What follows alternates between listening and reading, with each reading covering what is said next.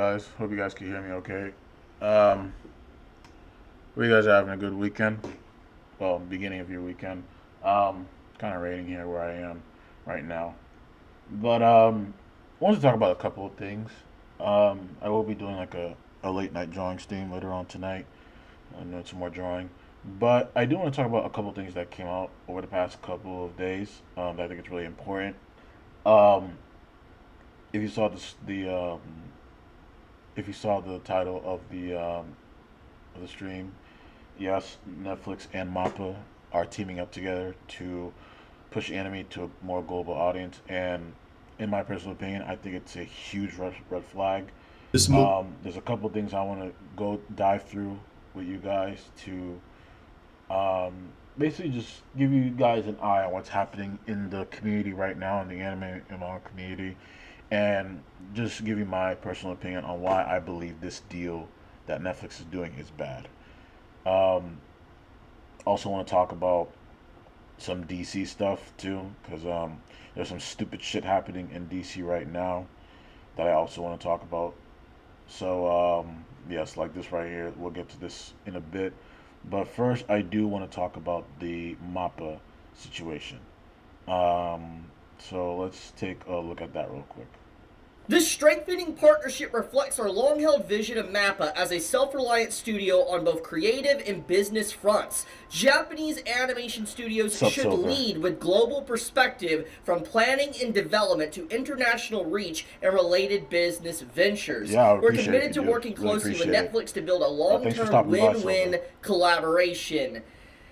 Yikes! This is some bad news to wake up to today. So let's just get right into this. This is the president of Studio Mappa, the same studio that has animated and adapted the Chainsaw Man series, Jujutsu Kaisen, Hell's Paradise, worked on the final season of Attack on Titan, and various other shows. They are a very well-known and well-recognized animation studio, especially in the last 4 or so years. They have become an industry giant. Yeah, I feel like ever since like 2020, like I remember when the God of High School was about to come out. I feel like that's when a lot of people start to notice Mappa, and obviously they got their hands on JJK, and obviously it blew up for them. But yeah, this is like my personal opinion, but I feel like the main reason why a lot of these companies are trying to target Mappa to work with them to expand on creating content is mainly because of Jujutsu Kaisen and sad to say too, but Chainsaw Man also. I feel like those. I feel like primarily those are the reasons why they're like big companies like this are targeting them to expand anime because it's not just Netflix that's trying to expand on anime. Disney is trying to do it. Um, a lot of companies are trying to expand upon it because I'm just gonna be honest. I don't know if you guys have noticed, but in the past couple of years, Western entertainment has just been really, really bad. Um, yes, Silver, that is true. Especially in Mappa's situation, they're trying to do it for the money, and obviously the West. And you're right. Yes, they're trying to infiltrate. The problem too is that this is the problem. I said this in an old live stream that I did too, but there was a series that Mappa did called Lazarus, and that alone is a perfect example of what they're trying to do with anime. I'm gonna look for that clip after this, but let's continue Chibi's video and then I'll give my critiques on it. And seeing the president of MAPPA making a comment like this, wanting to focus on global perspective, But or in yeah, this so case they're modern and trying to global infiltrate. audiences, is legitimately horrifying. Especially when this comment comes out weeks after the actual director of Neon Genesis, Hideaki Anno, said that And this is why I love the director of Neon Genesis saying this too, is that I 100% agree with him. Is that when you make content, not when you're a creator, you have to make. I mean, you're free to create whatever you want, but you always have to cater to your audience. And obviously, we've seen that happen with Disney in the past 5 years. They have catered to outside of their audience, and because of that, they lost like their diehard fans, mainly for the MCU, Star Wars. You can debate that whatever you want, and also the Disney properties, but mainly like the MCU, they lost their diehard fan base after Endgame. So And the reason why they did that is because they're trying to cater to a very small, minute audience that doesn't have any capital and literally will not pay money to watch this shit.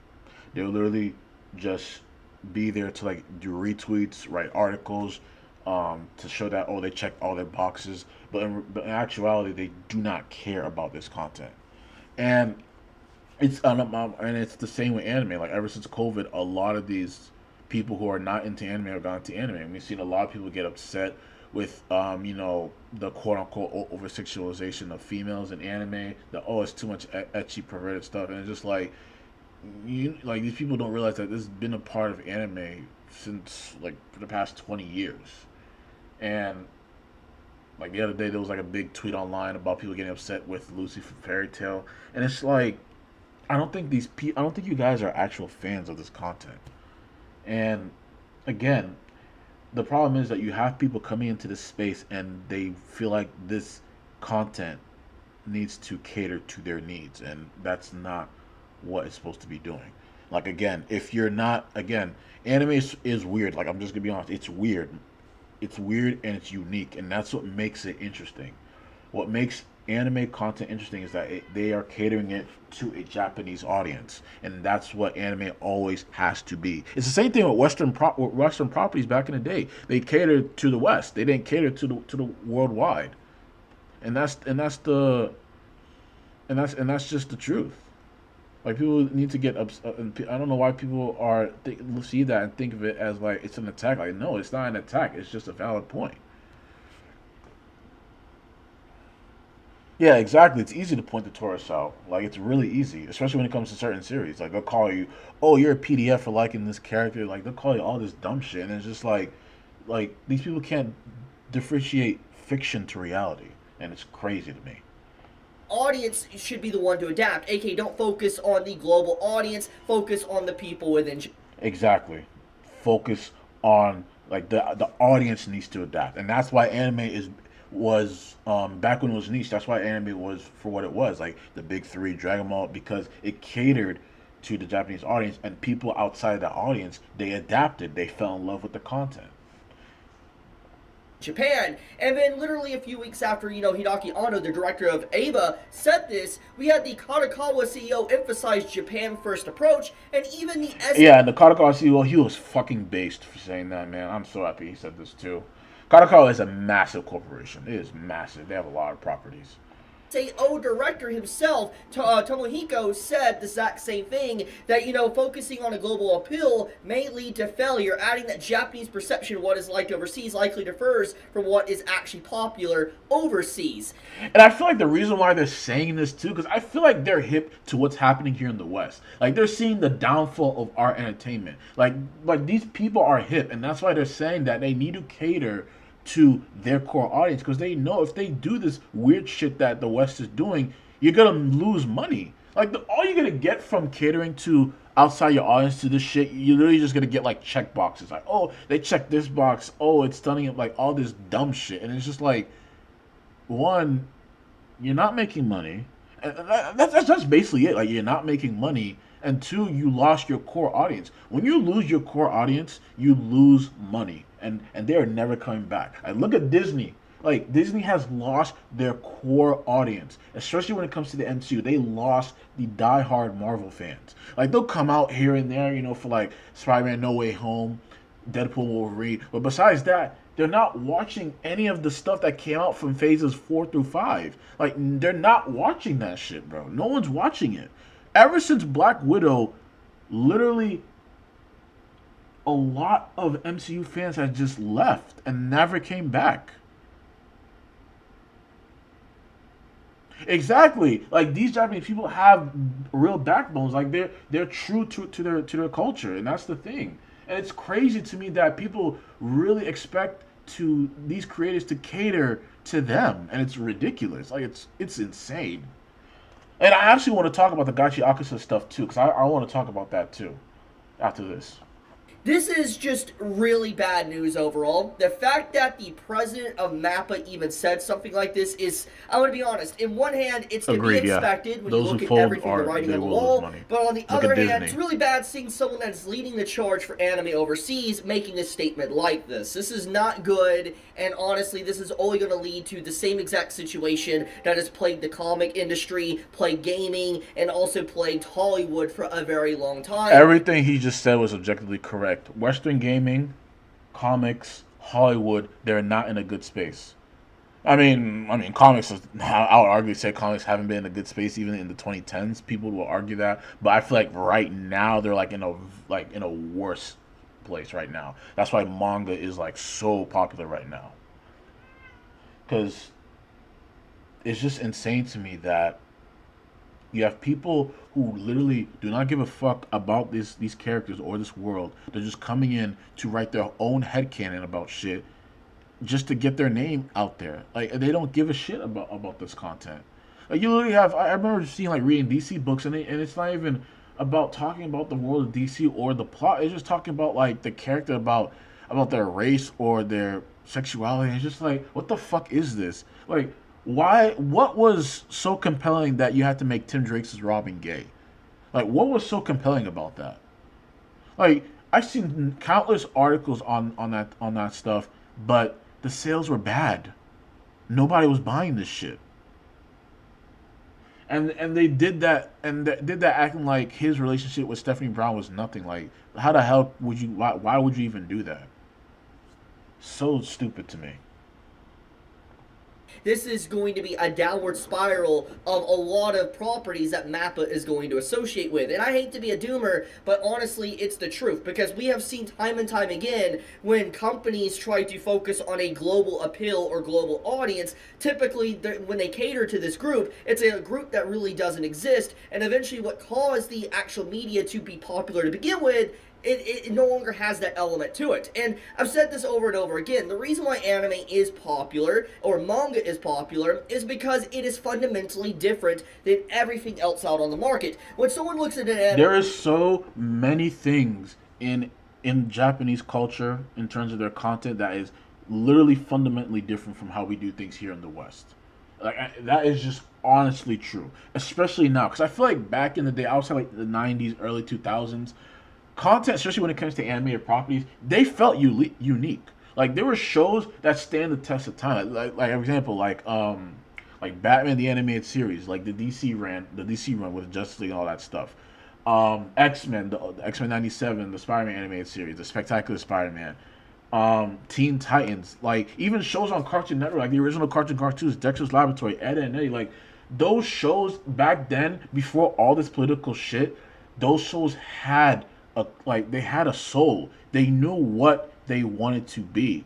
And the problem is like now, I feel like nowadays, especially now that in the current era we're in, a lot of these Hollywood properties, these creators, they don't want to dive down into that creative space because they feel like they're going to offend someone. Like they need to make something that's safe. And in my opinion, I feel like you are limiting yourself as a creator.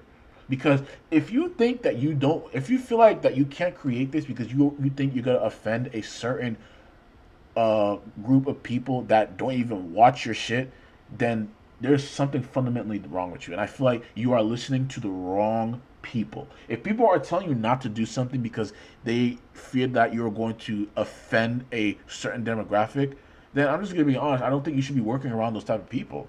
Especially if it's like a higher up, I don't think you should be listening. I don't even think you should be working with those type of people. Because at the end of the day, you are free to create anything you want.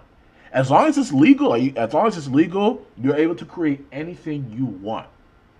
And it is up to the customer and your audience if they want to put some capital into it to support you.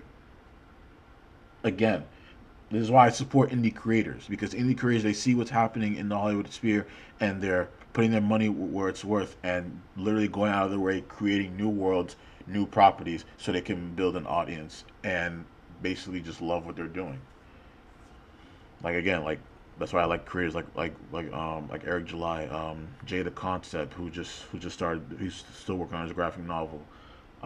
Irene, who works on the Phoenix comic. Like these people are just tired of what the mainstream is doing, and they're trying to basically create that soul of what they fell in love with back in the day. Because I'm honestly now the people who gave us this good stuff back in the day, either they gone woke or they've been blacklisted from the industry, like Chuck Dixon, or or yeah, like it's just those two. Either they're blacklisted or they accepted the agenda and they have to follow suit. And honestly, it's just sad, and it's the main reason why a lot of people cater to anime, Japanese entertainment, Korean entertainment, Chinese entertainment. It's the main reason why. It's because the West has failed its audience, and that is an objective fact. When someone looks at a manga, they don't, think of, oh, I want something that's exactly like a Western comic. I want something exactly like something from Hollywood. You want something that is exactly like an anime or manga within Japan. That type of culture, that type of storytelling. You don't want storytelling that is like grinded down, sanitized, and exactly what you would expect from a Western form of entertainment. And that's the thing too. I feel like Western entertainment never used to be like that. I feel like now everything is literally the same. It's the same type of characters, same type of humor, same type of plot, same type of action. It's the same thing, especially ever since I would say like this started ever since back in like, I want to say like the late 2010s, like maybe 2018, 2019, like this started, like things has started to become oversaturated. Like I feel like action movies nowadays, they're following formulas of like certain movies that come out during a time that were good, and now they're trying to follow that formula. Like, for example, John Wick. I feel like John Wick was. Don't get me wrong. I feel like it was first, especially the first film. I thought it was a really good film, and I'm starting to notice, like even beyond its movies, a lot of these other action movies are trying to like duplicate what they were doing.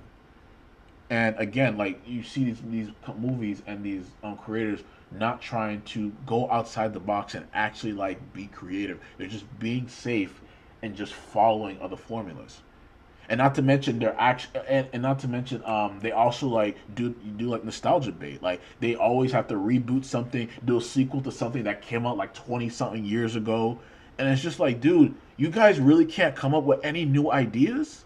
Like it's just crazy to me. Like everything is either a reboot, a remake, or a sequel to something that came out years ago. When I mean years, I mean like 10 plus years ago. I actually spoke with someone about this yesterday from their stream. In fact, they're talking about such movies today. Yeah, exactly. Like there's a lot of movies like that. Again, like this is why people are tired of Hollywood. And I feel like the only reason why certain movies do good is because of nostalgia. Like for example, X Men. I said X Men. Wolverine and Deadpool. It brought back Hugh Jackman's Wolverine. That's one of the main reasons why people wanted to go see it. Spider-Man No Way Home. It brought back Tobey Maguire, Andrew Garfield, and all of the villains. People went back for that reason. Like I literally watched the movie again, and I was like, bro, this plot is so stupid. Like when you really watch No Way Home and look at the plot, like bro, the plot of the movie is actually like the story is like really stupid. Like it's really dumb. For instance, Star Wars. Yeah, like I said, I never got into Star Wars. Like I never started the series. I was planning to start Star Wars like years ago, but people have been telling me like Disney ruined Star Wars. Like I heard people say like they have mixed feelings about Rogue One, but people told me that Disney has destroyed Star Wars. Like I seen clips on Twitter of the Acolyte show, that show that came out, and man, that shit was just. I'm just looking at this. I'm like, there's no way this is an actual show. Like watching those clips, I thought this was like a parody to Star Wars. Like that's how bad it was. Imagine having the list for how the story should end originally and burning it to something for a trash story. Yeah, exactly. They gave the fourth. Yeah. I saw that exact scene. Like it was like a female, like saying the fourth is female. Like that shit was so hilarious when I was watching that clip. Like it was one of the funniest shits I ever seen, bro. Like again, I literally thought this shit was like a parody to Star Wars, like a comedy skit. And people were telling me like, bro, this shit is real, and I'm just like, wow. And I heard they spent like 180 mil plus on that show. Jesus Christ. And I think that this right here is just such a bad statement. But let's get into how this happened to begin with. So it was announced literally earlier this morning that Netflix and MAPPA are entering new strategic partnership for global anime development and distribution. At first glance, We don't talk about Snow White here, Silver. We don't talk about that. Like again, when the trailer came out, it had like 99K likes to 1.5 million dislikes. That literally says it all. That literally says it all. Like literally, no one showed up to the theaters. Like, I remember people were posting screenshots of like, you know how you can, like, when you go to a theater you can reserve seats. Like people were showing screenshots of like literally like opening night for like that whole weekend and even the week after. Literally everything was empty, bro. Like it was crazy, man. Like that shit was so funny. there is some elements to this that is good news. And I don't want to just focus on the negative. There is good about this, even if it is very little and it's not a lot of good news. There is some good news to mention. One in particular that comes to this news is that this is 100% a straight up like middle finger to Crunchyroll. Crunchyroll is obviously a monopoly. I Crunchyroll. agree. I agree. Yeah, it was a tragedy, Silver. I agree. That is one of the good things. I'm just gonna be honest. Crunchyroll needs to die out.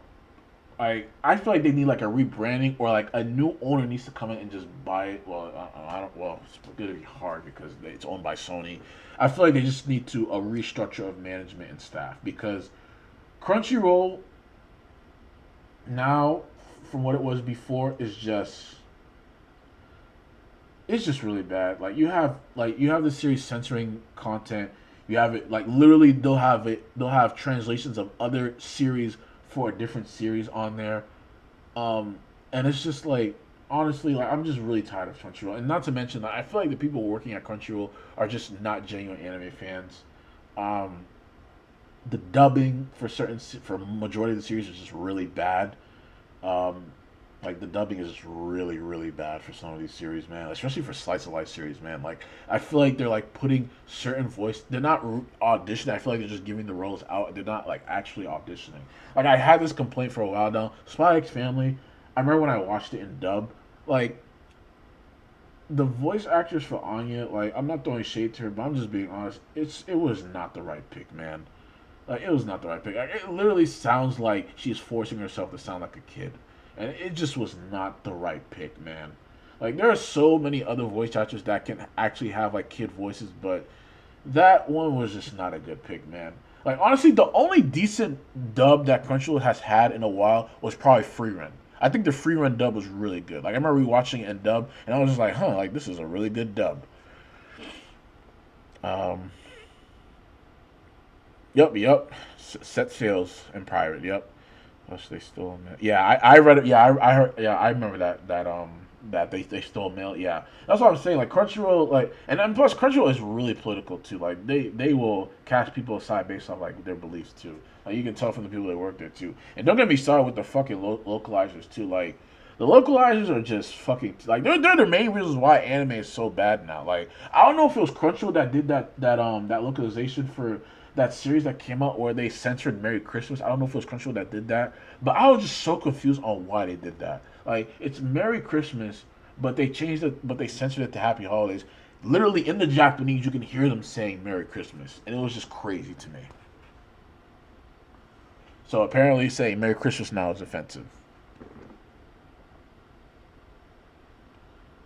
Like Crunchyroll, like the dubs are just they're just not good anymore. I would say Netflix and Hulu, their dubs are okay. I'm not gonna lie to you. I feel like Netflix and Hulu dubs are okay. That's something I will give them the benefit of the doubt in terms of Netflix and Hulu. I do believe that the dubs are okay because these voice actors are like they're actually like acting, and I feel like for Crunchyroll's sake they're not acting. And plus another thing too I hate about Crunchyroll, especially when it comes to slice of life series like high school series, they always try to put in these social media buzzwords and terms in there, and it's just so fucking like it's just so fucking dumb. It's like why like the Japanese do not talk like this. Like they're putting words like mid, cringe, sus, like all this words, and it's just like why are you putting in this terminology? Like, it just comes off as like stop trying to westernize this shit. Like, I'm trying to watch a Japanese series. That's why I stick to watching sub now. Like, I used to watch dub a lot, but now I'm just more terms leaning towards sub because dub now is just like it's just so bad.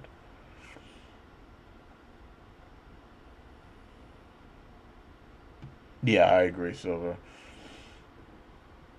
Yep, yeah, and that, yeah, the Jamie Marchi, yep, initially ruined that entire quote from Dragon Maid.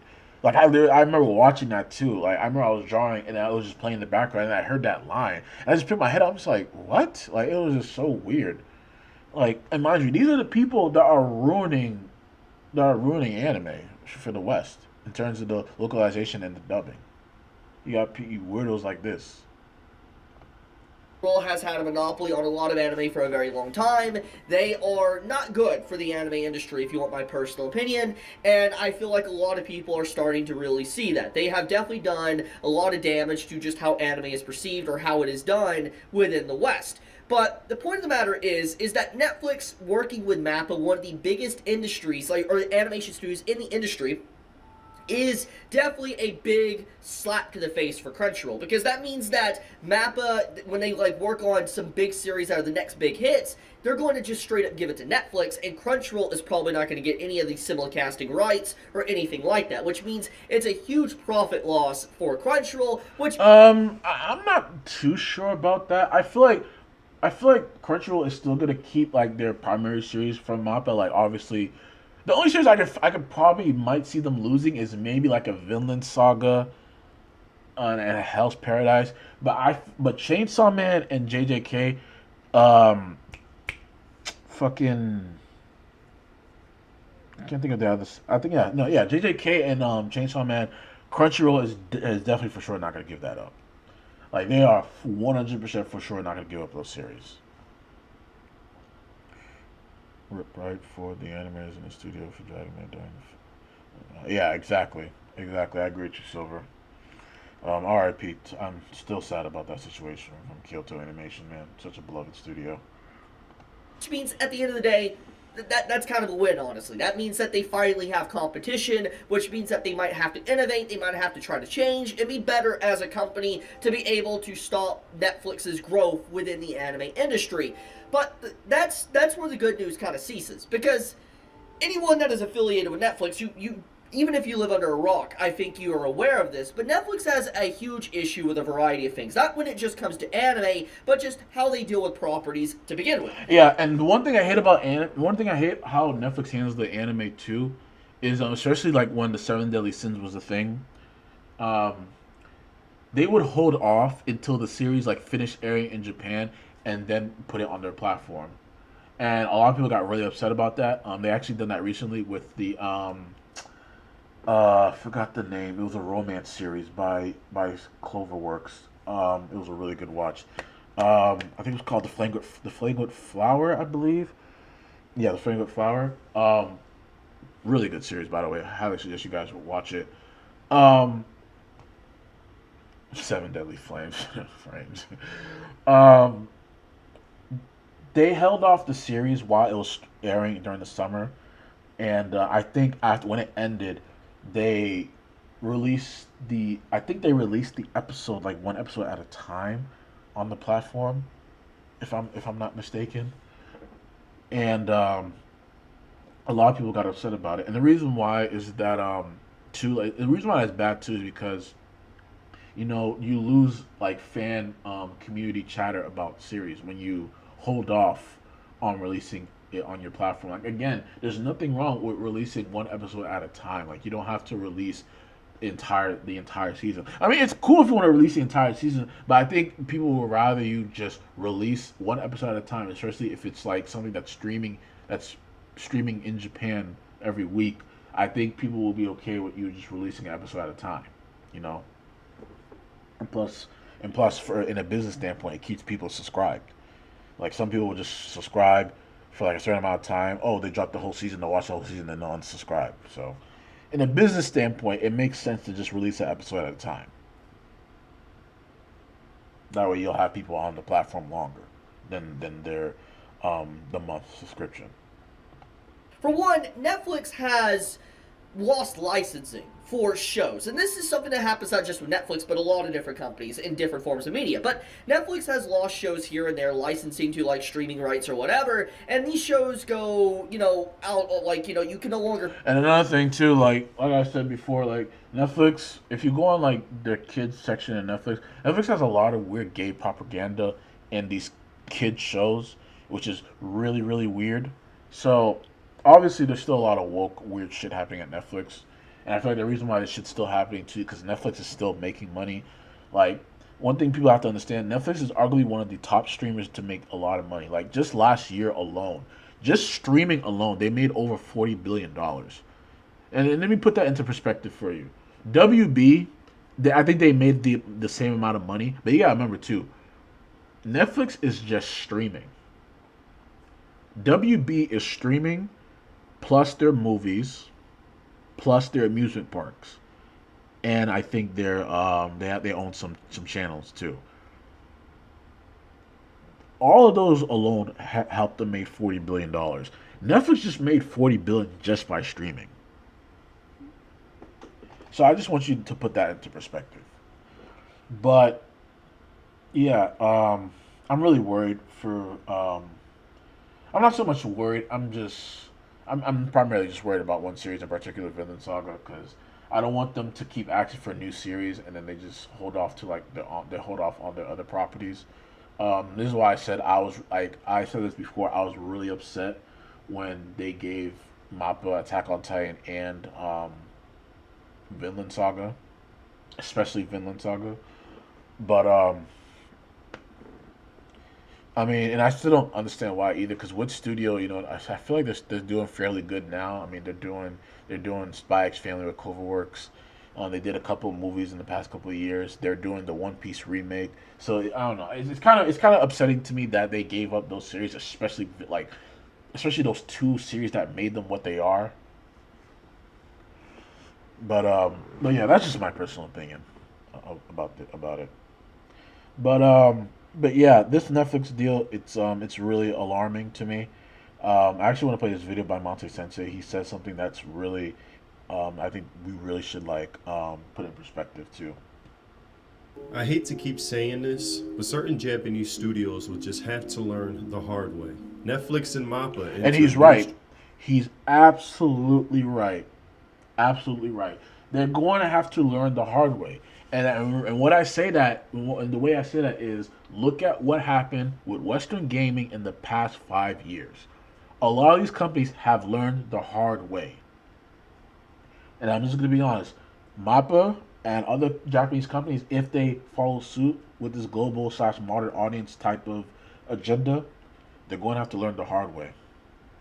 And yeah, you're right, Silver. You only learn when you lose money. And that's what happened with Western gaming and Hollywood.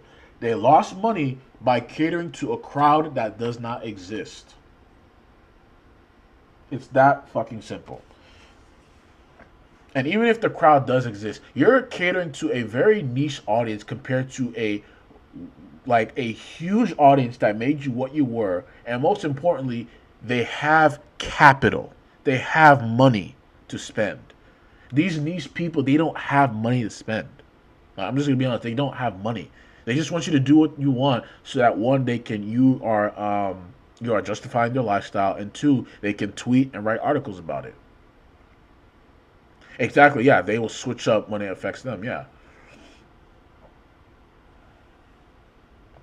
Strategic partnership for global anime development and distribution. Now, if this statement existed minus the development part, I wouldn't really care about this much. I've been saying that if Japanese studios were smart, they will only license their properties out for distribution and not allow any Western involvement because, in my opinion, anime is incompatible with especially... Yeah, and I agree. I feel like if you want to distribute to the West, then yeah, distribute it. But in terms of them helping you in the production and development, no. No. It loses its theme, its core. I remember there was an interview.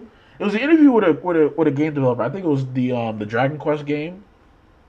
He literally said that they had to change the models of the certain female characters because it was quote unquote offensive. And he literally asked like a compelling question. He said, "Who is complaining about this stuff?" Like, and the reason why he says that because he knows his audience, and that's why he was really confused on who was complaining, because it's crazy to me how we're living in a society now where literally people will get offended by everything. Like these are some of like the softest people ever, man. Like this victim mentality bullshit is just really tiring, man. And literally everyone is tired of this shit. It's affecting everything. It's affecting business. It's affecting entertainment. It's even affecting like certain friendships with people. Like this bullshit of people getting offended by everything. It needs to stop. Like stop putting your personal feelings and your politics into the shit we love. Because at the end of the day, people just want to have fun. People just want to have fun. That's literally what it is. No one gives a shit about how you feel politically. No one gives a shit about your feelings. I just want to have fun. Today with Western elitist studio executives. Netflix and animation studio MAPPA have entered a new strategic partnership to co-produce and globally distribute anime projects, the companies announced on January 21st. This move deepens a relationship that began in 2020, COVID era, and aims to take future collaborations beyond streaming, extending to story development and merchandising with an international... Story development is a huge red flag. Huge red flag. And after this, I'm going to show you like a perfect example of when the West comes in with a Japanese studio and helps with story development. I'm going to show you a perfect example. This is a series that came out last year. I'm going to show you a perfect example after this. Focus. If it's anything that Netflix and really all of these streaming platforms are incapable of, it's storytelling. An inability to create something of high quality that stands out, and even when they do, which is rare, it eventually gets hijacked or forced to steer in the direction of absolute cringe and purposeful failure of downgrading itself for the sake of political correctness, because true creativity just gets in the way of that. There's a reason why a lot of these streaming services' successes comes from licensing Korean dramas and movies and Japanese anime, which in my opinion are like the last bastion of region. Yeah, he's absolutely right, and it's one of the main reasons why Netflix has been successful, because they're licensing out to mainly anime, Korean stuff, and most of the stuff is like old content that came out back in the day. That actually can create something that entertains people and provides valuable escapism. Something these activists are incapable of doing, even if you put a gun to their head. Even the idea of merchandise, I can't see them doing justice. I remember reading like a year ago when Crunchyroll stopped selling raunchy or risque anime figurines because, God forbid, they sell what actual anime fans want. Beautiful female characters in some of the most sexiest outfits, or lack of. Hell yes. Something I remember seeing in abundance during my... Yeah, I remember when Mate streamed this. I really want to go to Japan, man. I want to go to Japan and South Korea so badly, man. But yeah, people who get offended by this, like, especially it's mostly females too. Because I'm just gonna be honest, no straight male is gonna get offended by shit like this. Like, I'm just gonna be really honest. My trip in Japan and Akihabara, which I still regret not getting that Revy one. I hope it's still there for my next trip. But these pieces of merchandise would make these activists at Netflix believe World War III just occurred and would put a stop to immediately, sharing the same sentiment of these fake fans who find the fairy tale fan service scene going viral recently as something to be... Yeah, and this is like, mind you, I still haven't gotten to fairy tale yet. I do want to get into it. But, again... anime has always been this, and I'm just gonna be honest. This is honestly mild. This is pretty mild compared to like other stuff in anime, and it's just confusing to me. And I feel like these people only attack shonen. Like, it's mainly shonen that gets attacked like this. Like, these people have not watched Dragon Ball. Condemned because anime titties are just too much for these types, with Lucy moving like Salma Hayek in Dusk Till Dawn.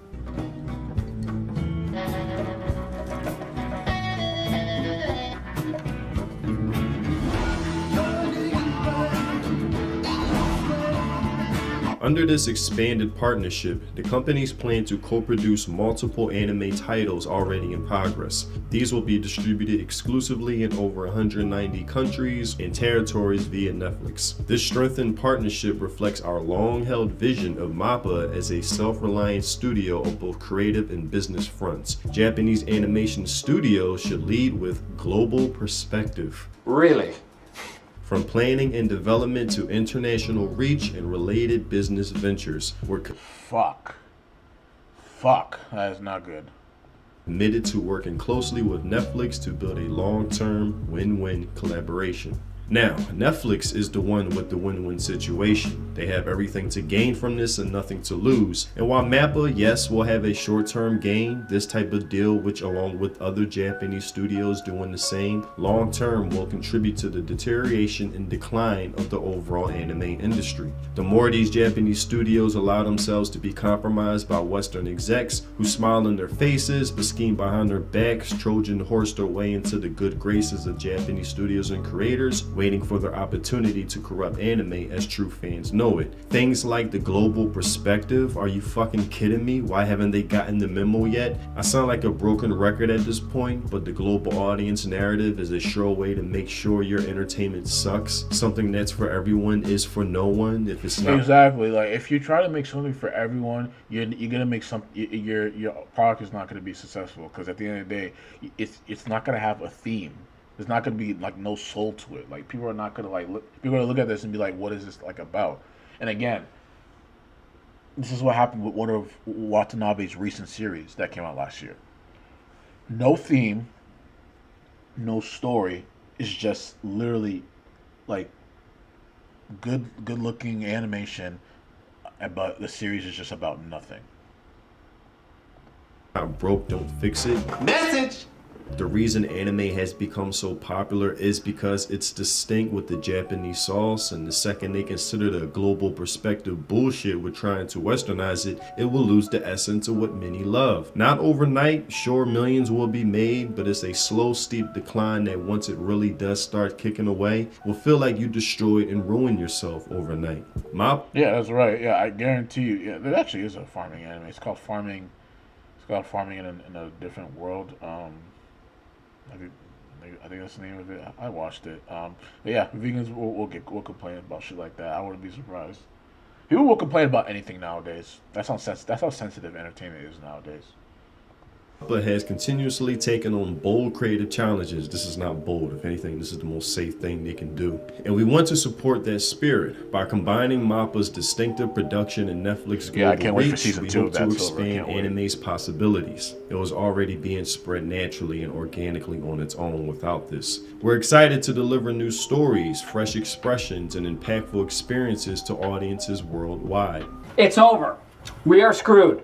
And this sounds like corporate speech and rhetoric being shared with the likes of the new president or CEO of Nintendo of America. Lifting up the voices, stories, and dreams of so many. This show connects people who are united by a shared belief that every dream matters and that everyone deserves a chance to do meaningful and creative work in games and storytelling. And anyone else dreaming big to join this community and bring all that makes them unique. You're on an adventure, and every step you take matters.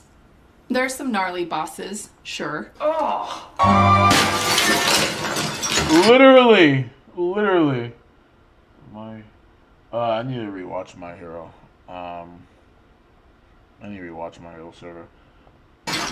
Saying the same bullshit word salad basically summed up as inclusivity and everything that's not Japan, because their cultural identity just gets in the way of the global audience, because their mentality is forget what the actual fans want. Our agenda comes first. And that's the thing too. Like it's crazy. Like you'll literally hear these people literally make fun of the actual fan base, and it's crazy. Like it's like, why are you guys making fun of the fans? Like a perfect example is the MCU. Like these directors, some of these people who worked on certain movies and stuff and films, they will literally bash the male audiences, the males in the audience, and it's just like, comic book media is primarily made up of guys. Like people need to understand that. Why the fuck would you make fun of them? Like, you know, if you lose them, you're going to lose money. Like, you would arguably, I would say you lose about 70% of your revenue, and that's literally what happened with the MCU. They bashed the males, saying, "Oh, we're not catering to these toxic males. We need to bring in more females and make this more catered to a wider audience instead of just the males." And it's just like, you guys are fucking up. You guys are fucking up. Like they said, whatever you make, it is up to the audience that's outside of the current that your current audience. It's up to people coming into. They need to adapt. You cannot change up the formula and make something that goes outside the audience. Like, you're going to lose money. They had this interesting character called Mag, with an interesting quirk, but what made no sense was apparently that she which made no sense to me. So her coaching as far as goes, he had none of that. So that was with the My Hero stuff. Like I said, I need to rewatch My Hero. I can't remember where I left off. I think last season I watched like season 4. I think I'm just gonna rewatch the entire series, especially since it's over now. But yeah, that's a perfect example of non-fans bashing a creator because they quote unquote think they don't understand his character. So yeah, I need to rewatch that series. Why treat the customer this way? Exactly. Why treat it? Perfect. Why? Because fuck them, that's why.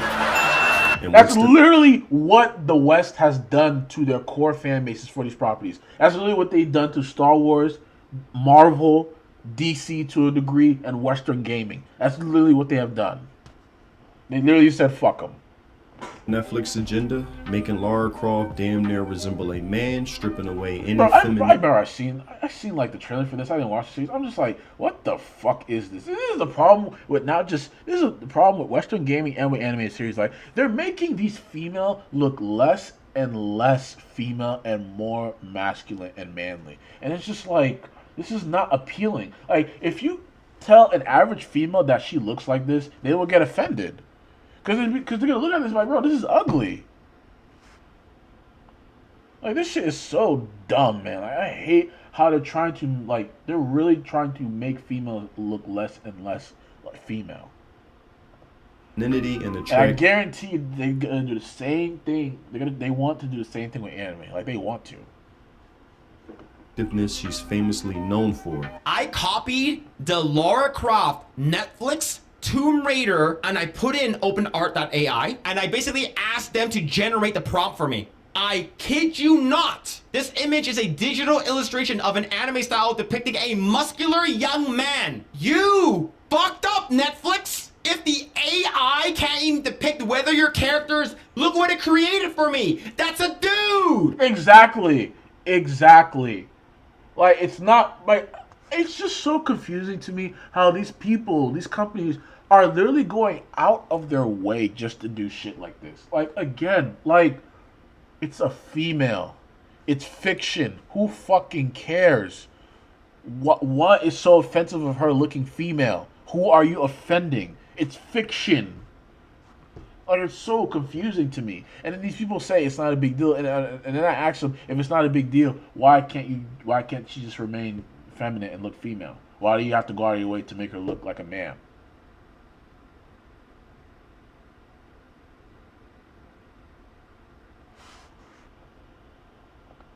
Even the AI knows that your shit sucks. Oh, and giving her the sexual orientation swap by making her gay. See, this is another thing with Western entertainment too. Like, it's like they need to. It's like everything nowadays. There needs to be like something gay. Like, there has to be something gay. And I just so confused. Like, literally, there was a report back in like 2021, like a TV report. The report literally said there is an oversaturation of gay representation in media, in both film and in TV shows. Like, I'll say primarily, mostly in TV shows. Like, there is an oversaturation of gay representation. Oversaturation. making her gay. Include that cringe millennial writing that plagued Devil May Cry while doing obvious in-your-face references to American war intervention. Have a cringe coming out scene for a character, making this the most concerned plot point of I never watched Stranger Things, but I saw this scene on Twitter. This shit was so fucking hilarious, bro. I was crying when I seen this shit, bro. This shit was so funny. Like, everyone I know told me that Stranger Things was so bad, man. Like, for years, people have been telling me to start Stranger Things. I told myself, oh, the final season's coming out. When it's over, I'll start the series. I'm not gonna lie. This scene, like, this season might be the nail in the coffin for me. It's probably the same thing with Game of Thrones. Like, the final season is probably the nail in the coffin for me. Like, I don't think I'm gonna start this, man. Like I said, like, me personally, I only watch like anime, and if I watch cartoons, I watch like cartoons that came out back in the day, like the Cartoon Network era, early 2000s, 90s. I don't watch anything new nowadays. I'm just gonna be honest. But yeah, I don't think I can watch this, man. The only live action show that I'm watching is Reacher, like the Jack Reacher show on Amazon. That show is so fucking good. That's the only shit I'm watching. Everything else is just like, eh. Like, I remember when I went on my way to watch Daredevil Born Again. Big mistake, because Daredevil was arguably one of my favorite series of all time. And Disney destroyed that. So, yeah, I only watch Reacher. And then primarily anime, that's it. amongst the characters, despite being in an alien apocalypse war zone where priorities should be a bit different, and just the overall focus to fulfill a bunch of politically correct quotas like representation, putting creativity and storytelling aside while using The gambling show, I forgot the name of it. I remember when I watched this when I came out. I remember seeing this trailer for it. I had no idea this was supposed to be a live action version of this. Like, I had no idea. I had no idea, man. Like, when I realized that this was supposed to be a live action version of this, I just started to shake my head. I'm just like, you guys literally go out of your way just to destroy fan base. Like, you guys literally go out of your way just to do that. Like, it's not about you, like you guys are not even trying. Like, I don't, like, exactly, I don't even have to watch it and I can tell it looks awful. I don't even have to watch it and I can tell this shit looks awful. and storytelling aside while using soft guilt-tripping tactics to convince Japanese studios and creators to go along with, because to them, it's just not worth stirring up the pot. Yeah, and people, they guilt trip me all the time. That's another reason, too, why a lot of creators don't want to offend people, because, like, for example, people try to come at me saying, oh, I'm Uncle Tom, I'm racist because I didn't like Ironheart because I'm black, I'm supposed to like Ironheart too. And I'm just like, literally, like, I'm just not interested. Like, the show looks dumb to me. I'm not interested. That doesn't make me racist. That doesn't make me racist towards my own people. That doesn't make me like an Uncle Tom. I just don't want to fucking watch it. What the hell? Same thing. I remember some idiot on Twitter said that I was offensive to like wheelchair people because I said I didn't like Echo, and I didn't like that they added like a wheelchair operative in Rainbow Six Siege, and I literally said that it's just dumb to me. And then I got into a whole Twitter thread with this guy, and then I literally asked him. I kept on asking him, like, when did I say that I hate disabled people? And then you know what he does? He blocks me. He blocks me. I love when they do that. They do that all the time.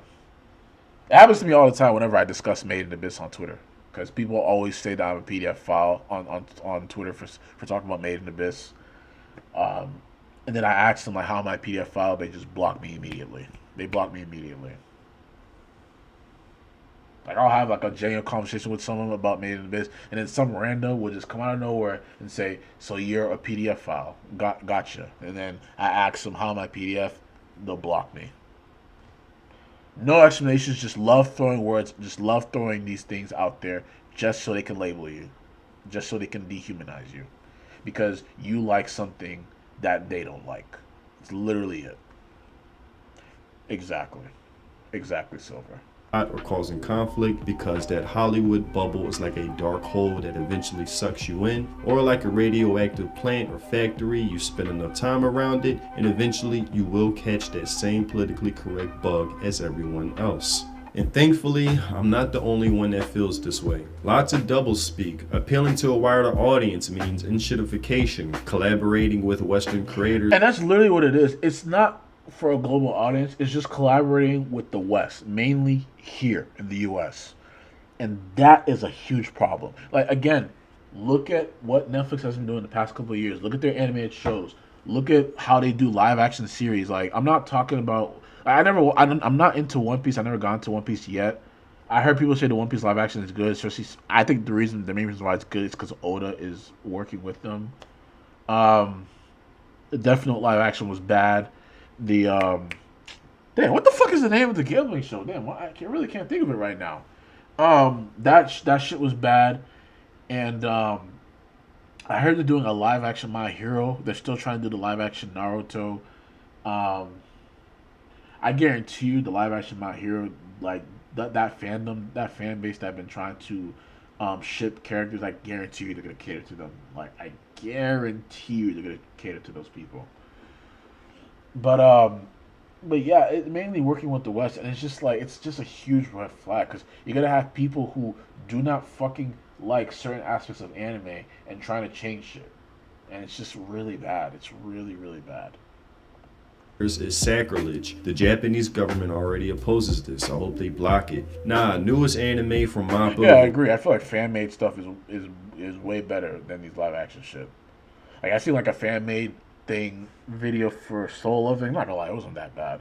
I watched Soul Loving. Still think Soul Loving is highly overrated, but the live-action thing that they did, I think they used like AI. It looked pretty good compared to like stuff coming out of Hollywood now. Will be woke and full of diversity bullshit. Lucky Netflix doesn't have any rights for Chainsaw Man and JJK. At least these two shows are... For now. They don't have the rights for Chainsaw Man and JJK for now. Like I said, Crunchyroll might not give up the rights, but hey, things might shift. Depending on how this deal goes with Netflix, with MAPPA and Netflix, things might shift. I honestly am worried that I honestly don't like how Crunchyroll has these two series. I'm just gonna be honest, but I feel like they're not gonna fuck up these series because they know how massive of a series both of these series are. So I know Crunchyroll is not gonna fuck these up, because I know if they fuck up one thing about its broadcasting, anime community is gonna like throw a huge outrage at them. So I'm not too worried about these two, but yeah, things could change. Say from Netflix. It's going to be poisoned by Netflix ideology. Yep. It's over for us. Yup, MAPPA sold his soul once again. Get ready for the work to be stolen from the authors and wokify for modern audiences. The Netflix producers will kick out the manga artist authors out of the room, keep the same title on the anime, and layer it with pre-approved DEI slop. Tanjiro, a black lesbian from world Japan in the Taisho era, has come to slay the white demon Michael Jackson. I mean, I'm not gonna lie, I feel like the creative of Neo Say was inspired by Michael Jackson in some way. I mean, like, come on, man. Like, when you look at I forgot the guy's name. Like, when you look at him, it's just like, bro, this dude literally looks like Michael Jackson, bro. Like, from the Smooth Criminal music video. Like, this dude literally looks like him. But yeah, these comments are pretty funny, not gonna lie. Alright, that's just funny. Alright. It's so fucking tiresome. Is Japan actually just retarded? They're definitely naive. Worst news, the end is near. Like I said, I don't think it's Japan. I just feel like some creators in Japan are not hip to what's happening here in the West. And I feel like that's what it is. Some creators are hip to it, some are not. And like you said in the beginning, some of these creators are going to have to learn the hard way when they start to lose money and their core fan base. And course correcting is going to be very, very hard. It's going to take time to course correct, because it takes time to get your original audience back. The question is how fast you try to course correct. Like Marvel right now, Marvel trying to course correct, it's already too late. They've done too much damage. And again, It's over. We are screwed. But that's all I have for But this yeah, video. good video from Monte Sensei. I need to rewatch Claymore. It's been a while. Really good video from him. I really agree with him on this. Like, I'm really worried on where we're heading in the future with this. I actually need to show you guys this video from him. This is a perfect example of what anime might become. Hold on, let me look for that.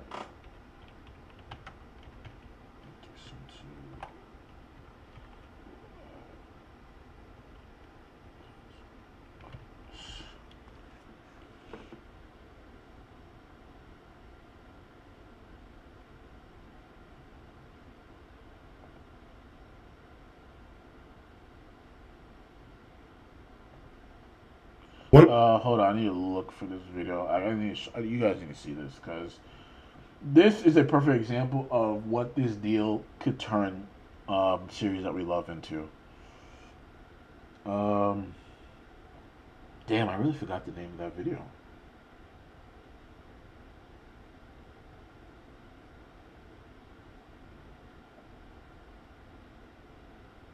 Hold on.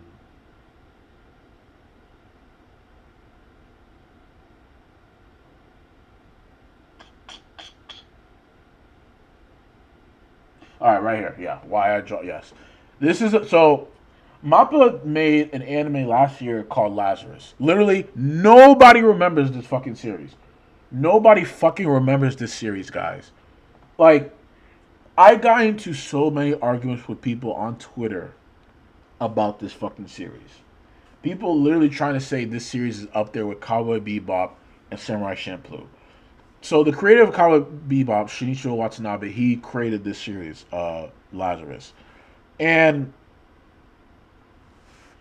this series is literally about nothing. It is literally about nothing.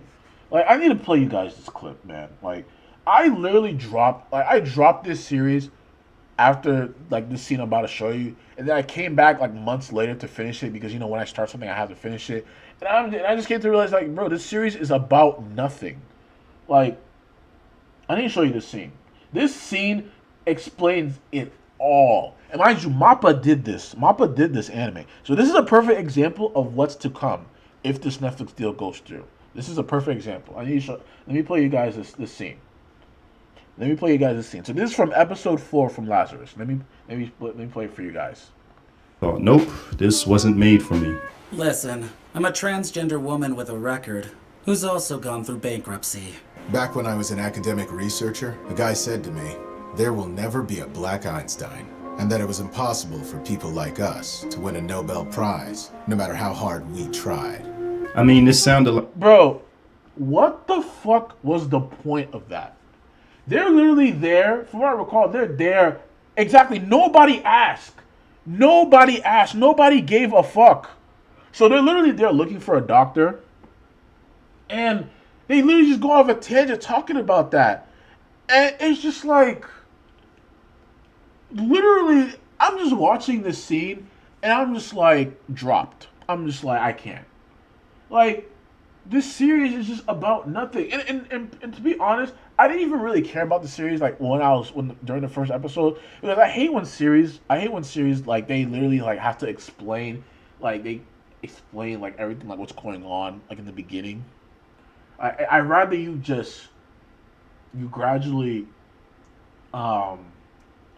just not tell the audience, but help like make the audience figure it out the more they watch. Not like they like literally the first couple of seconds of when the series begins, it explains like, oh, there's a pill, it saved people, but now it's being discovered that this pill can actually kill people. Like literally in the first beginning of the series, and it's just like I think it would have been better if this pill helped save people, and then at the end of the episode, that's when it's revealed that this pill's gonna kill people. I feel like that would have been better.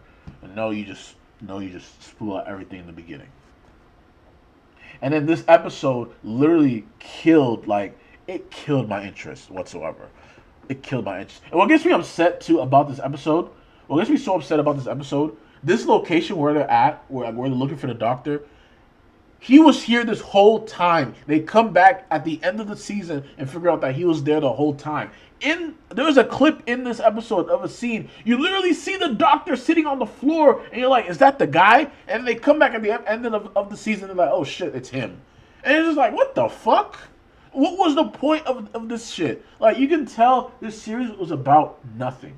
And literally, when this was announced, everyone was excited. I was literally one of the people saying that don't get your hopes up. This is being written by the West. People started flaming me for it, like saying that I don't know what the fuck I'm talking about, just because it was the creator of the John Wick series who was creating this series. And it's just like I couldn't like, and it's just like I'm not saying like I told you so, but it's like, dude, like anyone that I talk to, they cannot literally tell me what this series is about. No one can tell me what this shit is about, because it's literally about nothing. It's literally about nothing. Like, there are points in this episode where you literally forget about the main plot because they're adding in new plot holes, new shits that's going on with certain characters that makes no fucking sense. And it's just like, what was the point? So again, this is a perfect example, guys, of what MAPPA is about to do with Netflix. Maybe they won't go this route, but it's Netflix, guys, so I'm not surprised. But yeah, I just wanted to show you guys this video. The next thing I want to show you guys is from Monte also. It's about the whole Gachi Akata situation. I think this is really interesting too. And it goes in line too with the whole global audience thing. I want you guys to take a look at this. The Gachi Akata mangaka is finding herself, let me repeat that, herself in a tough spot, being seen as a target and used as a tool or pawn for the IOF, the identity-obsessed fan. Now, I already made a video describing the IOF and how they came for her a few weeks ago with the controversy surrounding the stage play adaptation of her manga, but to be brief, the IOF is a fake, unauthentic fan. They don't like the substance of what you created, they could care less about that, but only how it fulfills their politically correct quotas surrounding race, gender, or sexual orientation. For instance, they only like Yoruichi from Bleach because they perceive her to be black and try to speak. Yeah, see, yeah, I agree with, yeah, these people are crazy, Silver. But yeah, I agree with them. Like, these people, like, they really don't think that there are dark-skinned Japanese people. Like, I don't even see Yoruichi. This is the same situation with the bunny girl from My Hero. People thinking that she's black. Like, I remember when Hodokoshi did that drawing, posted on Twitter, there's these weirdos saying, why is she so light? Like, why is she not black? I'm just like, dude, like, shut the fuck up. The same thing with this Yoruichi situation. Like, I hear a lot of people like Yoruichi just because she's black. And it's just like, they never want to mention, like, oh, she helped Ichiko reach Bankai, all this stuff. And it's just like, yeah, exactly. The bunny girl is tan. And it's just like, dude, Kubo has never admitted that Yoruichi is black. And people act like when they see these characters automatically, oh, she's black. And again, I don't even see, like, when I watch anime, I don't even see characters as black. I just see them as, oh, they're just like a dark-skinned Japanese character. That into existence as fact with no regard for what is true, because that's all that matters to them. Who she is as a character. Exactly. It's nothing to overthink. Like, it's all about who she is as a character. Like, her skin color doesn't say, like, if she's a good character or not. I'm just gonna be honest. Like, who fucking cares? Her skin color is irrelevant. I care about what type of character she is. Like, no one can name me one character who's quote unquote black that's interesting. Like, I'll give them the benefit of the doubt to Yoruichi maybe, but even the bunny girl from My Hero, like, we only saw her for that. Well, actually, I can't say that. I didn't finish it, but I didn't really find anything interesting about the character, like, when I seen the clips.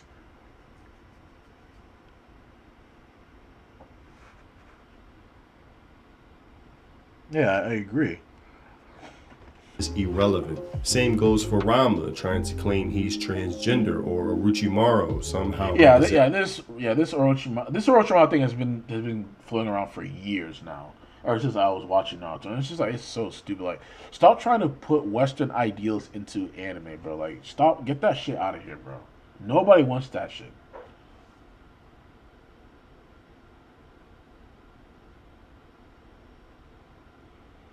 Yeah, exactly. 'Cause he knows how to deal with these deranged people.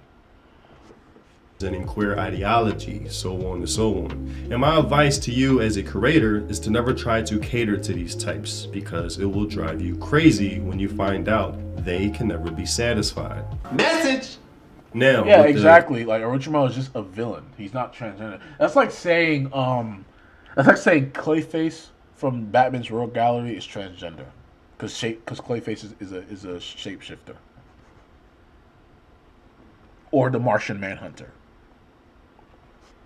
Gachiaka, the author, Kei Udana, is slowly learning is how insane these people are once they adopt this mindset.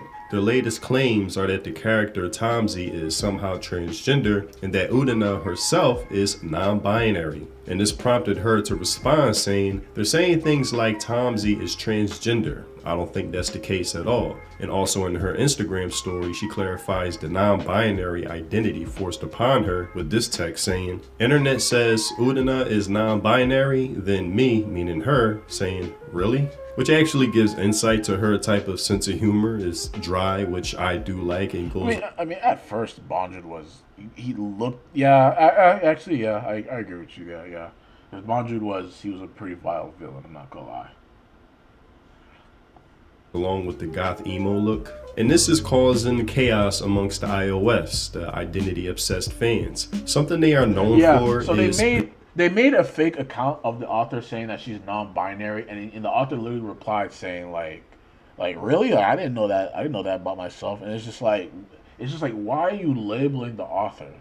Like, you don't even know this person, and yet you're trying to put these labels and say things about them because you think you understand them. And it's just like, why are you trying to push this narrative? Like, talk about, like, this is headcanon to a whole nother degree, man. Like, literally everyone's been saying like the My Hero, these My Hero freaks moved to Gachi Akuta, and I'm starting to see it now because this is just crazy to me. projecting what they believe a story is or how a character should be onto the official works, disregarding the author's true intentions. Like, they actually feel more entitled to the characters more than the creator herself, putting their headcanon above all. People better not use this as evidence that the manga's not woke. This is just a misunderstanding. She's acting like she's the author and no shit. These guys celebrating don't know Kei Udana themselves is non-binary. This is recent. Like they're making like this fan fiction of her, and they're actually trying to like denounce. They're actually trying to like substantiate it as fact. And it's just like, where are you getting your evidence from? Like, trying to say this character's transgender. I'm just like, this is objectively a man. If you watch this series, both the sub and dub, this is a man. This is not a transgender. When have it said that he's transgender? And I'm not familiar with the manga with this series. I'm not reading the manga for this. I'm on anime only for this series. But when has it been said that they're transgender? And this is why I'm happy Twitter has community notes too. Like, I'm really happy about this. Like, these weirdos really will say anything just to justify their own lifestyles and themselves. Because I'm just to be honest, deep down, I feel like it's a personal thing. Because deep down, they don't accept their lifestyle, so they have to insert these things into things we like in order to justify their way of life. That's literally what it is. We've seen it with My Hero, and now they're doing it with Gachi Akuta. In the series is very queer. Where do all these guys come from?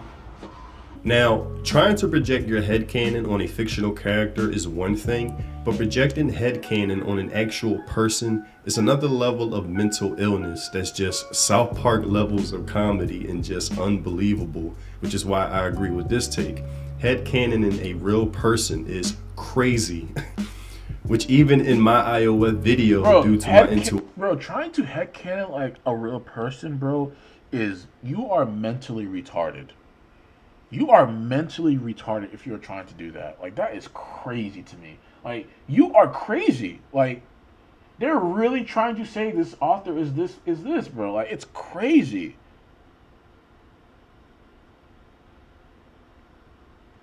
And it's crazy that Netflix, oh man. This Netflix deal, man, I am so worried.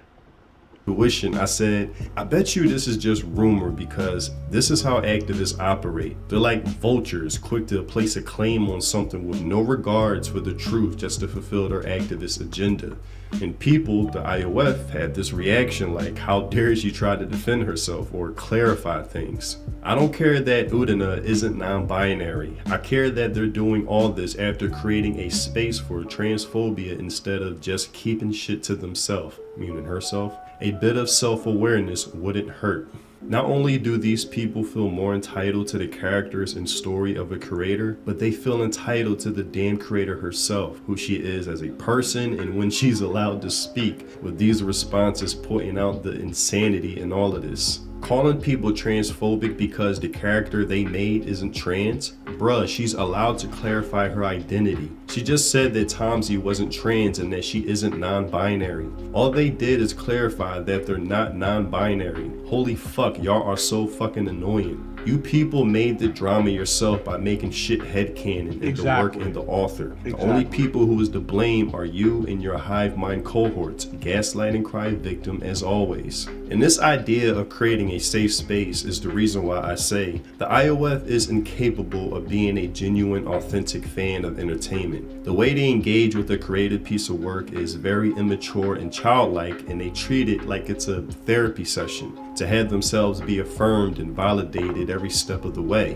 What they want is propaganda, not proper storytelling. That's not what creators or storytellers are supposed to do. Fucking based statement. That is true. These people want agendas and propaganda. They don't want storytelling. They don't want people to get lost in this world. They want to keep things political and things relevant to what's happening in the real world. And that's the problem. That's the problem with Western entertainment. They're trying so hard not to entertain you. Instead, they want you to be more political and think in a political lens. And that's the problem. Political, agenda-driven, all this weird shit. Anything a storyteller that's doing his or her job well is to make you feel uncomfortable, challenge you as a viewer or reader, be unpredictable. Hence the Red Wedding in Game of Thrones. Mother. That shit had me hurt for about a good 2 or 3 week period, but it enriched the stories in ways I won't get into for this video, but the point still stands. And I agree with this statement. Thank God she made it clear, otherwise Akuda fans would be ruining this character like Yamato. Because this isn't the 70s, 80s, 90s, or early 2000s. Yeah, I remember when that Yamato character for One Piece came out and people were trying to say she's I forgot where, I think it was like a website where they said that they put like her pronouns as like they, them on like an official One Piece website, like an American One Piece website that was for Toei. And it's just like, dude, like, this is clearly a fucking female. Like, big ass titties and everything. You're trying to say this is, you're trying to question if this is a female or not. Like I swear, man. Where genuine fan theories would enrich fan conversations surrounding a property. But nowadays, you have those who will make it their life's mission to hijack a property from the actual fans, to where you can't just leave certain discussions up in the air to let fans decide, because you have the politically correct types who don't give a shit about the fandom, just how they can use this as a means to validate themselves and further their own political agenda and ideology. Which is why I say, and it's a shame, that new and upcoming creators will have to develop a new skill of discerning between genuine actual fans and filtering out these other types like the IOFs, the identity obsessed fans. One sees what you create as something to enjoy, while the other just sees it as a tool and nothing more. It's that simple. But that's all I have for this video. It's that fucking simple. It is that fucking simple. It's not difficult to understand. Holy shit. I have 2 more videos I want to show you guys. I do want to talk about the second half of the live stream, and that is what's happening with DC. Because holy shit, this is why James Gunn running DC was such a bad idea, man. Let's take a look at this video. This video's from Nerdrotic. I'm telling you, if you want boys to respect you,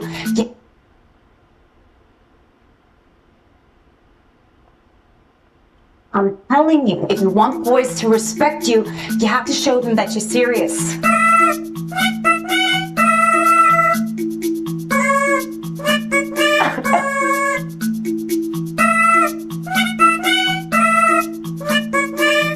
I did not watch this movie because this movie was not what it was titled at all.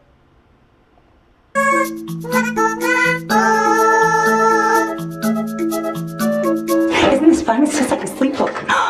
We should order pizza. Holy shit. Who wrote this garbage? So, dude, just to give you some context, this is the writer who wrote that Birds of Prey movie and who wrote the Flash movie. Apparently, James Gunn hired her on and the same director to do his version of Batman. And I'll leave it at that. Dirterotic.com. Speaking of women ruining things, Chris. Uh-oh. Oh my fucking god! Okay, this is not this. And I just want to be clear. I do feel like some women, guys too, ruin a lot of good properties. I do feel like there are some good women creators. Obviously, we just watched the whole Gachi Akata video. Gachi Akata is created by a woman. So, so is I believe Freeman was created by a female, and I don't know if you guys watched Delicious and Dragon from Studio Trigger. That's created by a female also. So there are good female creators. It's just that here in the West, especially like when in terms of feminism, like it's just so bad, man. Like these people literally come in and just literally will shit. This is what I've been talking about, how they literally will shit on guys. And it's just like, yeah, there's few, bro. Like they will literally shit on guys, and especially in terms of creators and the customers. And it's just like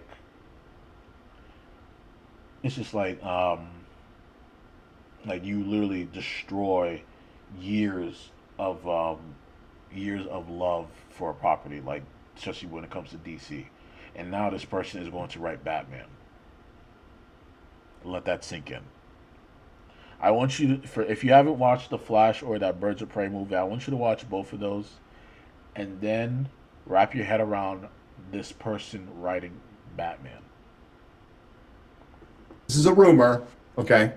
This is a rumor, so I think everybody should be praying James Gunn shoots this one down immediately, because if this is true, it's done. It's cooked. Yeah. Say goodbye. Gunn's DCU, I just have no interest. Now, the more I hear about the Batman 2, I'm very interested. I'm very interested, yeah. Like Sebastian Stan, and they got, I mean, notice they get A-list cast. A-list cast is going for Matt Reeves. Who's going to do the Gunn DCU Batman? Well, I'm surprised they haven't cast him yet. I kind of thought they would rush to that because, I mean, honestly, they're not making a lot of big news this year. Yeah. And they need to keep that, hey, everything was a success, guys. I feel like depending on how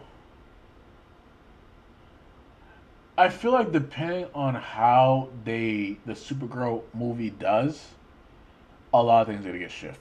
There's a lot of things that are going to be shifted. I mean, we've seen it happen before with the Superman movie. Like, the Superman movie did not do the numbers people were expecting, so the second movie was supposed to be like The Authority. And now that I don't even think that will ever see the light of day.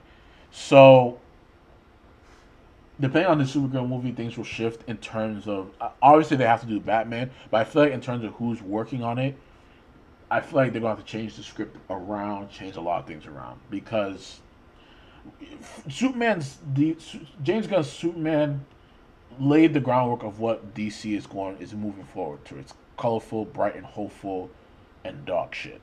I'm just going to be honest. That movie was one of the most mediocre films of all time, and people are literally trying to convince people that it was the greatest thing ever. Like, get the fuck out of my face with that shit. Like, I'm not the biggest Zack Snyder fan. Like, I still say Zack Snyder made some mistakes with his DC, but I would rather Zack Snyder than James Gunn. Because Man of Steel, the CGI is 10 plus years old, and it looks 10 times more better than the CGI in the Superman movie. There is a problem.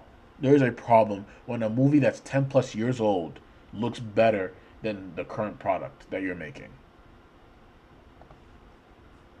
So we need to keep this momentum going, and this is how you do it. You bring on Christina Hodson, the writer of The Birds of Prey and The Flash. Smart decision, by the way. Smart decision. Maybe she's getting work because she's good looking. I don't know, man.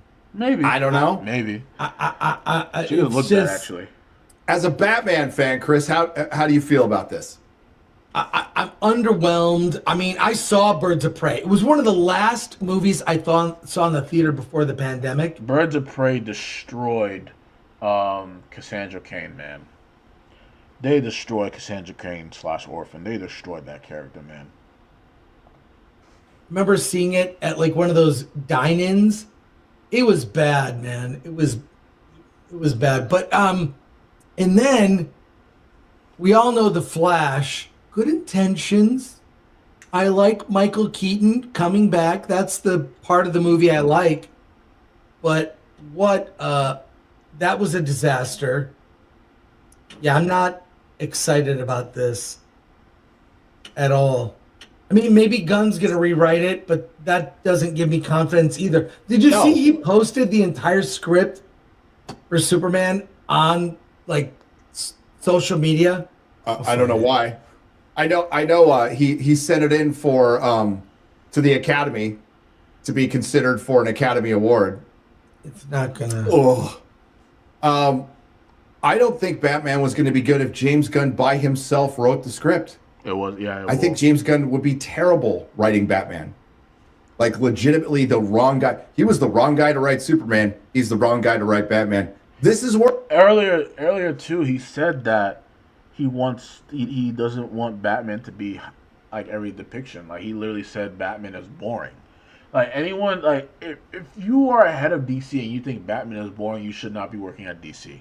Like I don't think you know this, but Batman is the flagship character of DC, and if you think the character is boring, you should not be working at DC. Worse though. This is actually worse. Now, I know The Flash was James Gunn's favorite superhero movie until he made a couple of his own, and until Peacemaker Season 2 became his favorite thing. But if you watch Birds of Prey and The Flash, she wrote Bumblebee, right? That's a good beginning. Yeah. But her superhero fare has not been good. So this is not a good sign for Batman at all.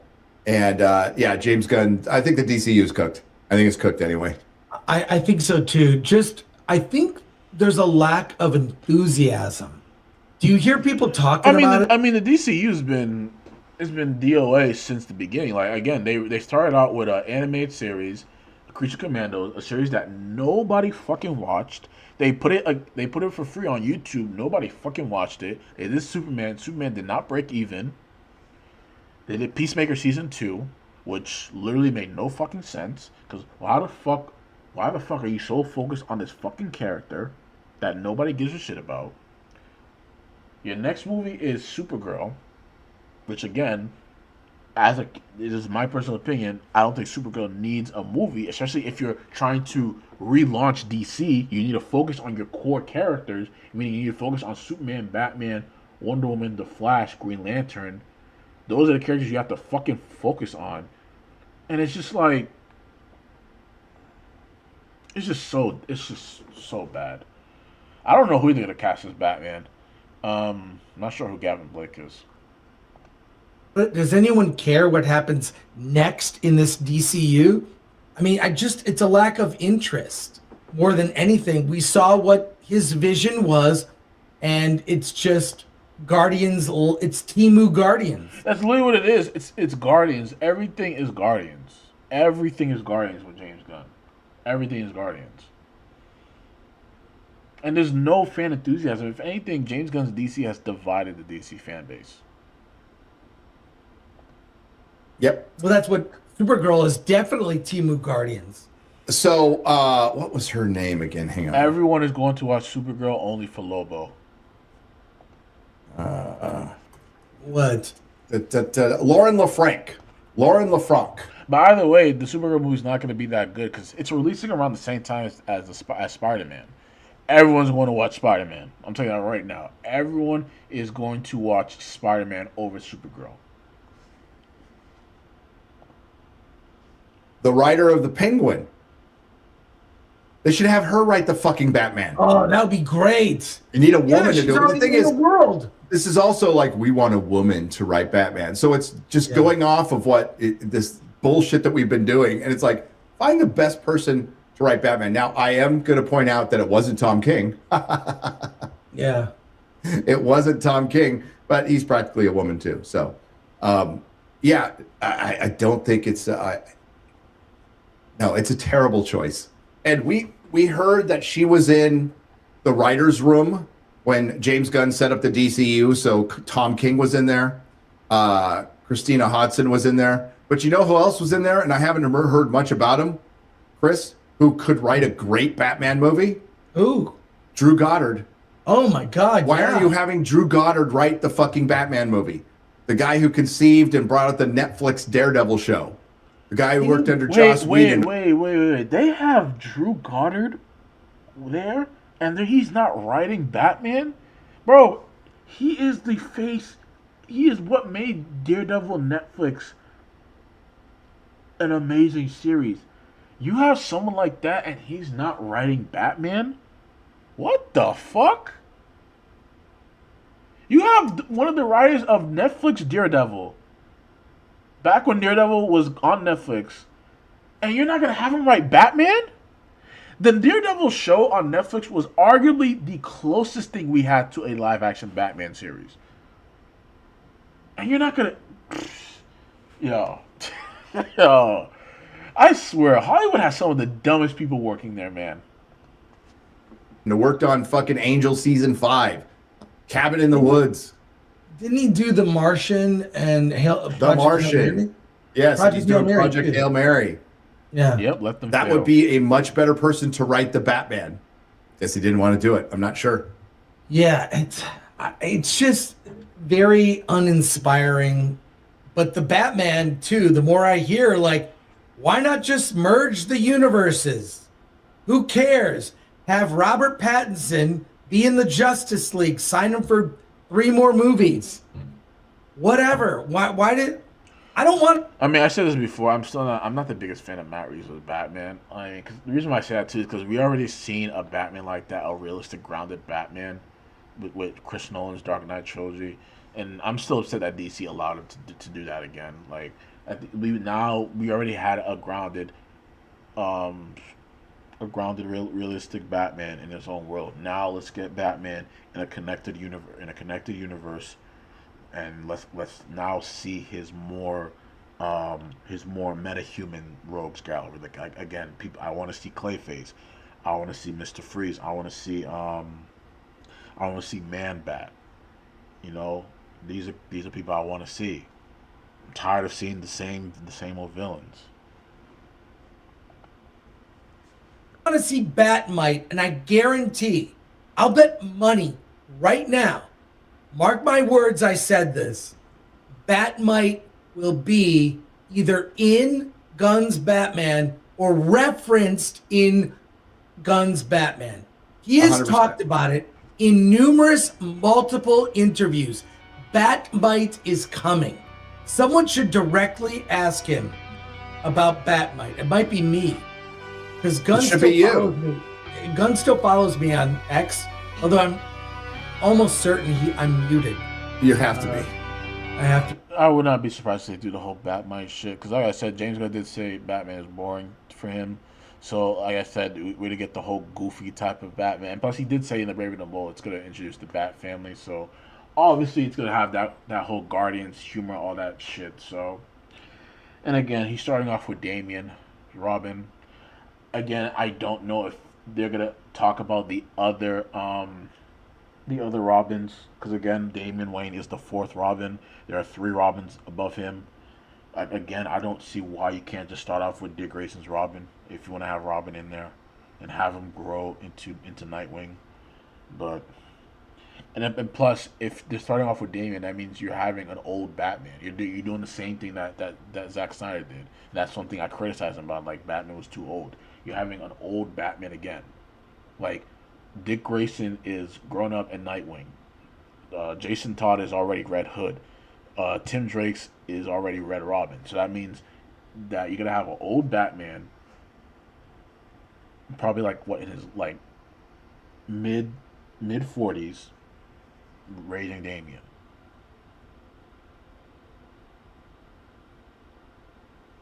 All my in a Batman suit. But yeah. James Gunn's DC is going nowhere, man. I have no hope, no enthusiasm for the series whatsoever. But I think I'm gonna end it there. I did want to show this last clip, this last thing. PewDiePie is a huge creator on YouTube. He got an invite to Wit Studio in Japan to do some work there. I saw the whole video. It was really good, man. Really good video. He got a lot of insight of like what the Japanese animators do at Wit Studio. This is like their first time doing this. This is like him doing like 30-second sketches, and poses. He did like a year. I think it was like a year or 2 year journey of him teaching himself how to draw. Really good video. Highly suggest you guys look at this.